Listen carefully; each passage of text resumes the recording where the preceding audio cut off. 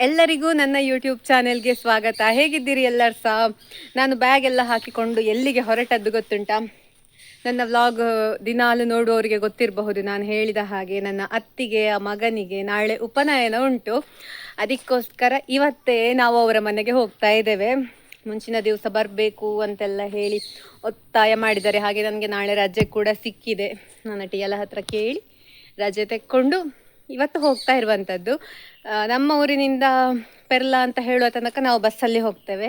ಅಲ್ಲಿಂದ ಮತ್ತೆ ಅಣ್ಣ ಬರ್ತಾನೆ, ಅವನೊಟ್ಟಿಗೆ ಹೋಗುದು. ದೊಡ್ಡಮ್ಮಂದ್ರು ಇಬ್ರು ಇದ್ದಾರೆ, ಅಮ್ಮನ ಇಬ್ರು ಅಕ್ಕಂದ್ರು ಇರುದು, ಅವರಿಬ್ರು ಮತ್ತೆ ನಾನು ಮತ್ತೆ ಅಣ್ಣ 4 ಜನ.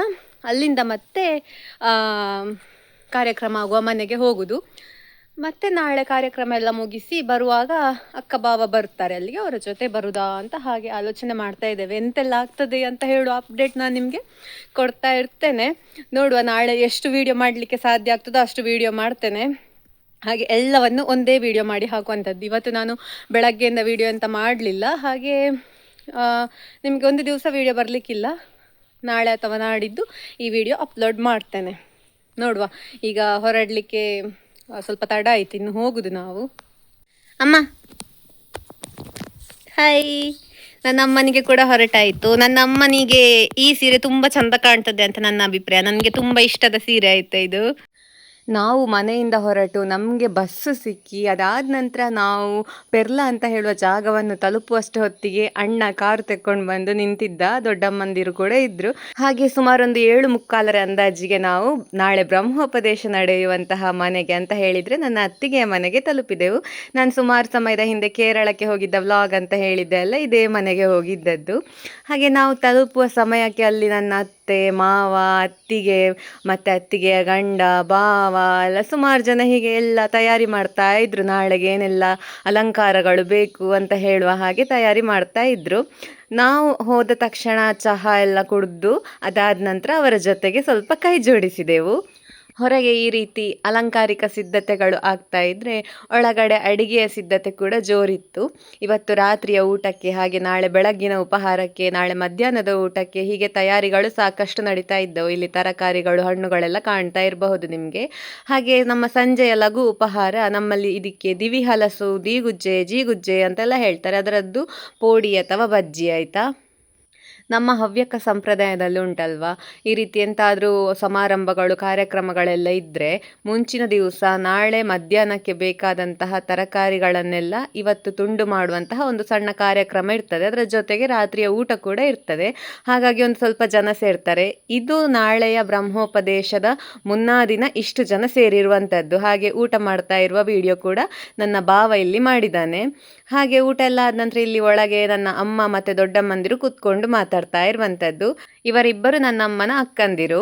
ಹಾಗೆ ಹೊರಗಡೆ ನಾಳಿನ ಬ್ರಹ್ಮೋಪದೇಶದ ಪೂರ್ವ ಸಿದ್ಧತೆಯಾಗಿ ಇಲ್ಲಿ ಮೇಲ್ಕಾಪು ಅಂತ ನಾವಿದಕ್ಕೆ ಹೇಳುವಂಥದ್ದು. ಕಾರ್ಯಕ್ರಮ ಯಾವುದೇ ವಿಘ್ನವಿಲ್ಲದೆ, ಯಾವುದೇ ದುಷ್ಟಶಕ್ತಿಯ ತಡೆ ಇಲ್ಲದೆ ಸಾಂಗವಾಗಿ ನೆರವೇರಬೇಕು ಅಂತ ಹೇಳುವಂತಹ ಒಂದು ವಾಡಿಕೆಯಿಂದ ಈ ಮೇಲ್ಕಾಪುವನ್ನು ಕಟ್ಟುವಂಥದ್ದು ಅಂತ ಹೇಳ್ತಾರೆ. ಹಾಗೆ ಇಲ್ಲಿ ಅವರೆಲ್ಲ ಸೇರಿಕೊಂಡು ಈ ತಯಾರಿ ಕೂಡ ಮಾಡ್ತಾ ಇದ್ರು. ನಾವು ಸುಮಾರು 1 ಗಂಟೆ 1:30 ಹತ್ರ ಆಗಿದೆ ಮಲಗುವಾಗ. ಯಾಕೆ ಅಂತ ಹೇಳಿದರೆ ಇಲ್ಲಿ ಹೊರಗಡೆ ಇವರು ಈ ರೀತಿ ತಯಾರಿ ಮಾಡ್ತಾ ಇದ್ರೆ ಒಳಗಡೆ ನಮ್ಮದು ಎಂತ ಕೆಲಸ ಆಗ್ತಾ ಇತ್ತು ಗೊತ್ತುಂಟಾ? ನನ್ನ ಅತ್ತಿಗೆಯಂದಿರು ಹಾಗೆ ನನ್ನ ಕೈಗೆಲ್ಲ ಮದರಂಗಿ ಹಾಕಿ ಅದಾದ ನಂತರ ನಾವು ಮಲಗಿಕೊಂಡಿರುವಂಥದ್ದು. ಹಾಗೆ ಇದು ನಾನು ನನ್ನ ಕೈಗೆ ಬಿಡಿಸಿಕೊಳ್ತಾ ಇರುವಂಥದ್ದು. ಕಳೆದ ಬಾರಿ ಹೋದಾಗ ನಾನು ಗೃಹ ಪ್ರವೇಶ ಕಾರ್ಯಕ್ರಮಕ್ಕೆ ಹೋಗದೇ ಇರುವ ಕಾರಣ ನನ್ನ ಕೈಗೆ ಮೆಹಂದಿ ಹಚ್ಚಿಕೊಂಡಿರಲಿಲ್ಲ. ಆದರೆ ನಾನು ನಾಳೆ ಕಾರ್ಯಕ್ರಮದಲ್ಲಿ ಹೇಗೂ ಭಾಗಿಯಾಗ್ಲಿಕ್ಕೆ ಉಂಟಲ್ವಾ, ಹಾಗೆ ಅತ್ತಿಗೆ ಹೇಳಿದ್ರು ನಾನು ಮತ್ತೆ ನೀನು ಒಂದೇ ರೀತಿಯ ಮೆಹಂದಿ ಹಚ್ಚಿಕೊಳ್ಳುವ ಅಂತ. ನನ್ನ ಸಣ್ಣ ಅತ್ತಿಗೆ ಮತ್ತೆ ನಾನು ಈ ರೀತಿ ಒಂದೇ ಲೆಕ್ಕದಲ್ಲಿ ಮೆಹಂದಿ ಹಚ್ಚಿಕೊಂಡಿರುವಂಥದ್ದು.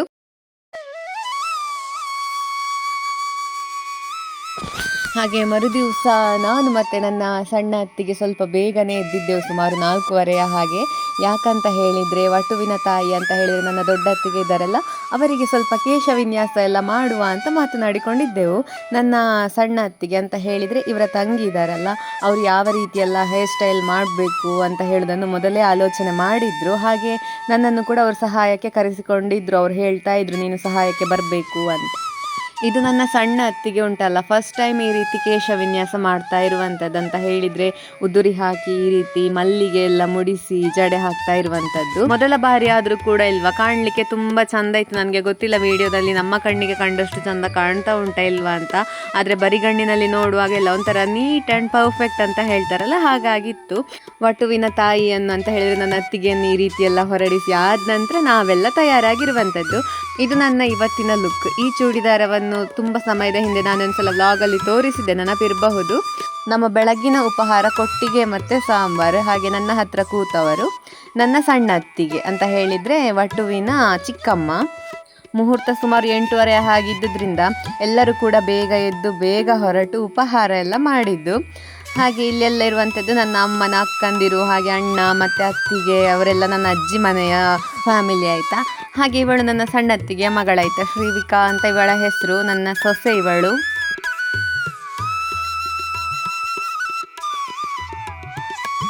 ಹಾಗೆ ಇಲ್ಲಿ ಒಟ್ಟು ಮಹೀಕ್ಷಿತ್ ರಾಮ್ನ ಫೋಟೋಶೂಟ್ ಎಲ್ಲ ಆಗ್ತಾ ಉಂಟು. ಆದರೆ ವಿಪರ್ಯಾಸ ಎಂತ ಹೇಳಿದರೆ ಅವನಿಗೆ ಇವತ್ತು ಹುಷಾರಿರಲಿಲ್ಲ, ಜ್ವರ ಇತ್ತು, ವಾಕರಿಕೆ ಇತ್ತು, ಎಲ್ಲ ಇತ್ತು. ಆದರೂ ಕೂಡ ಅವನು ಇವತ್ತಿನ ದಿನವನ್ನು ತುಂಬ ಚಂದ ಸಂಭಾಳಿಸಿದ ಅಂತ ಹೇಳಬಹುದು. ಹಾಗೆ ಅವನಿಲ್ಲಿ ಬೂಸ್ಟ್ ಕುಡಿತಾ ಇದ್ದಾನೆ.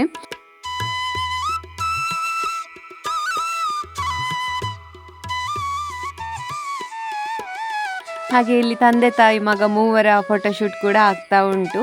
ಅತ್ತಿಗೆ ತುಂಬ ಚಂದ ಕಾಣ್ತಾ ಇದ್ರು. ಯಾವುದೇ ಮೇಕಪ್ ಆರ್ಟಿಸ್ಟನ್ನು ಕರೆಸದೆ ಸಿಂಪಲ್ ಆಗಿ ರೆಡಿ ಮಾಡಿಸಿದ್ದು ನಾವು ಅವರನ್ನು. ಹಾಗೆ ನಮಗೆ ಒಂಥರ ನೋಡುವಾಗ ಖುಷಿ ಅಂತ ಅನ್ನಿಸಿತು. ಹಾಗೆ ಇವರ ಫೋಟೋಶೂಟ್ ಕೂಡ ನಿಂತ್ಕೊಂಡು ನೋಡ್ತಾ ಇದ್ದೆವು ನಾವೆಲ್ಲರೂ ಸೇರಿಕೊಂಡು. ಹಾಗೆ ಇಲ್ಲಿ ನನ್ನ ಅಮ್ಮನ ಪಕ್ಕ ಕುಳಿತವರು ವಟುವಿನ ಅಜ್ಜಿ ಆಯಿತಾ, ಅಂದರೆ ನನ್ನ ಸೋದರ ಮಾವನ ಹೆಂಡತಿಯವರು.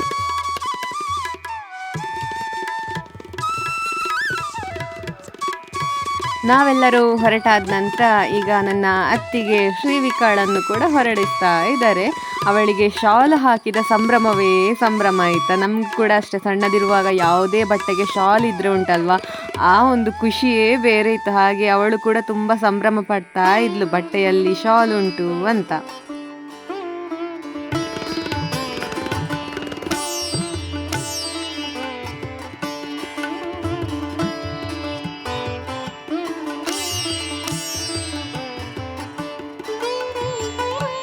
ಫಸ್ಟ್ ಸೊಸೆ, ಮುದ್ದು ಸೊಸೆ ಅಲ್ಲ,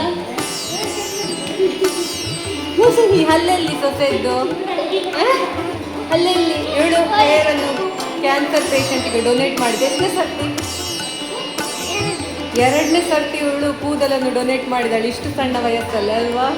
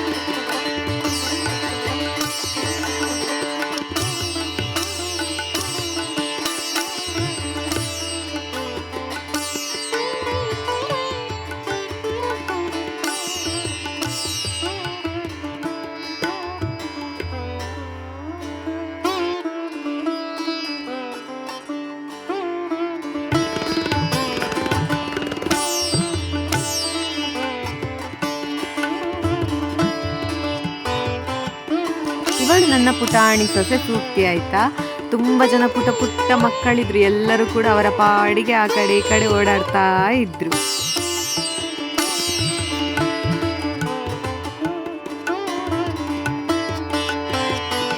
ಅಣ್ಣ ಯಾಕೆ ಹೀಗೆ ಕೂತ್ಕೊಂಡಿದ್ದಾನೆ, ಎಲ್ಲರೂ ಸೇರಿ ಇಲ್ಲಿ ಎಂತ ಮಾಡ್ತಾ ಇದ್ದಾರೆ, ಎಂತಾದ್ರೂ ಪೂಜೆ ಆಗ್ತಾ ಉಂಟಾ ಅಂತೆಲ್ಲ ಹೇಳಿ ಇವಳು ಗೊಂದಲದಲ್ಲಿ ಕೂತ್ಕೊಂಡು ನೋಡ್ತಾ ಇದ್ದಾಳೆ ಅಲ್ಲಿ.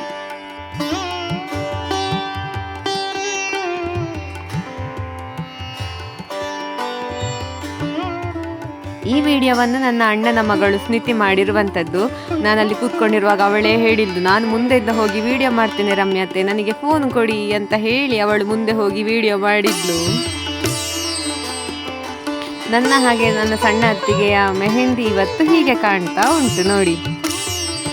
ಇವತ್ತು ಕಲ್ಲಂಗಡಿ ಜ್ಯೂಸ್ ಇದ್ದದ್ದು, ಹಾಗೆ ಜ್ಯೂಸ್ ತಂದಿಟ್ಟ ತಕ್ಷಣ ಜ್ಯೂಸ್ ಕೊಡುವ ಕೆಲಸಕ್ಕೆ ನಾನು ಹೋಗಿ ನಿಂತ್ಕೊಂಡೆ. ಹಾಗೆ ಇಲ್ಲಿ ಎಲ್ಲ ಕೂಡ ಜ್ಯೂಸ್ ಕುಡಿತಾ ಇದ್ದಾರೆ, ಸಣ್ಣ ಮಕ್ಕಳು ದೊಡ್ಡವರು ಎಲ್ಲರೂ ಕೂಡ.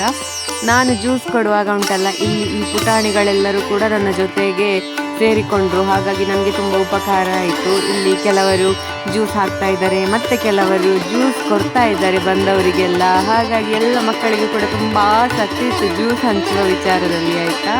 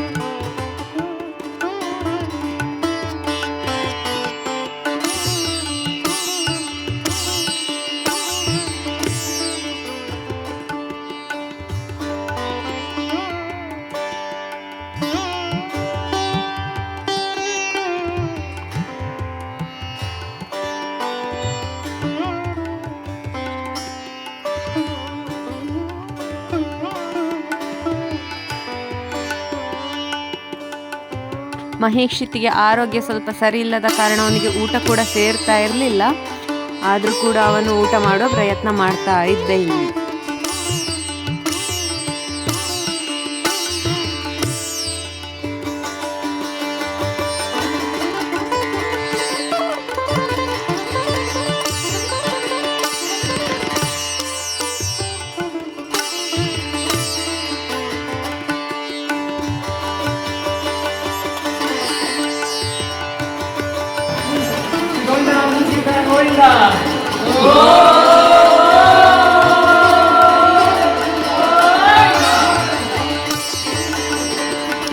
ಹಾಗೆ ಊಟ ಎಲ್ಲ ಮಾಡಿದ ನಂತರ ಐಸ್ ಕ್ರೀಮ್ ಕೂಡ ಇತ್ತು. ಇಲ್ಲಿ ನೋಡಿ ಶ್ರೀವಿಕಾ ಯಾವುದೇ ನಿರ್ಬಂಧ ಇಲ್ಲದೆ ಅವಳಿಗೆ ಯಾವ ರೀತಿ ಬೇಕೋ ಹಾಗೆ ಐಸ್ ಕ್ರೀಮ್ ತಿಂತಾ ಇದ್ದಾಳೆ ಖುಷಿಯಿಂದ. ಮುಖದ ತುಂಬ ಮೆತ್ತಿಕೊಂಡು ಐಸ್ ಕ್ರೀಮ್ ತಿಂತಾ ಇದ್ಲು. ನಮ್ಮದೆಲ್ಲ ಊಟ ಆಗಿದ್ದು 3ನೇ ಪಂಕ್ತಿಯ ಊಟ ಆಯಿತಾ. ಹಾಗೆ ಈ ಸಮಯಕ್ಕಾಗುವಾಗ ನಾವು ಹೊರಟೆವು. ಅವರಿಗೆಲ್ಲ ಬಾಯ್ ಹೇಳಿ ಹೊರಡುವಾಗ ಇಲ್ಲಿ ಮಹೀಕ್ಷಿತ್ ನೀವು ಐಸ್ ಕ್ರೀಮ್ ತಕ್ಕೊಂಡು ಹೋಗಲೇಬೇಕು ಇನ್ನೊಂದು ಅಂತ ನನಗೆ ಇದು 2ನೇ ಐಸ್ ಕ್ರೀಮ್ ಕೊಡ್ತಾ ಇರುವಂಥದ್ದು ಅವನು. ಹಾಗೆ ಇಲ್ಲಿಗೆ ನಾನು ಈ ಒಂದು ವ್ಲಾಗನ್ನು ಮುಕ್ತಾಯ ಮಾಡ್ತಾ ಇದ್ದೇನೆ. ಇವತ್ತಿನ ವಿಡಿಯೋ ಇಷ್ಟ ಆಗಿದ್ದರೆ ನನ್ನ ಚಾನೆಲ್ನ ಸಬ್ಸ್ಕ್ರೈಬ್ ಮಾಡಿಕೊಳ್ಳಿ ಅಂತ ಕೇಳಿಕೊಳ್ತಾ ಮುಂದಿನ ವಿಡಿಯೋದಲ್ಲಿ ಸಿಗ್ತೇನೆ. ಬಾಯ್ ಬಾಯ್.